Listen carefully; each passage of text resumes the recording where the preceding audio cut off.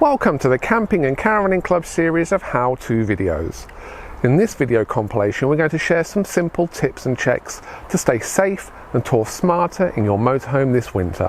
Whether it's preventing your water supply from freezing or checking you have the correct type of gas, we've got it covered. You may like to consider fitting winter tyres for extra security on the road, and you might even find that's compulsory if you're travelling abroad.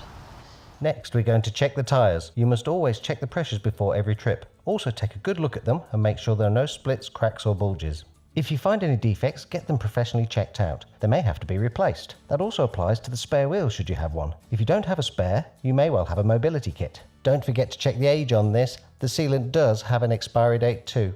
Check the wheel nut tightness with a torque wrench. Visually inspect your wipers are in good condition. If they show any signs of splits or cracks, get them replaced. Two different gases are used by campers, caravanners and in motorhomes. Propane or a form of butane. Modern fixed regulators in vehicles generally suit both types, so it doesn't matter which you choose.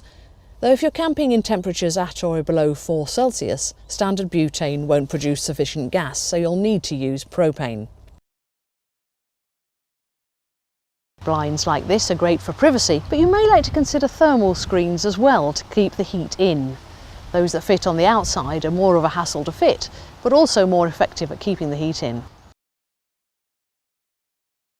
When the temperatures reach freezing and below, you'll need to make sure anything containing water doesn't freeze. Motorhomes like this have internal fresh water tanks that shouldn't freeze if you're living inside, but if your water tanks and pipes are exposed, you can buy insulation material. If you use an external water container, it will benefit from a jacket and insulating pad. And don't forget to protect the hose as well, or take it inside overnight. If it's going to be below freezing for a prolonged period, you'll probably need to drain external tanks like this and rely on water inside. You can add salt to your wastewater tank to prevent it freezing, though it tends to be less vulnerable to freezing because of the soap and stuff in the water. However, it might be easier to leave the drain point open and drain the waste into a bucket because it makes it simpler to empty if it's frozen.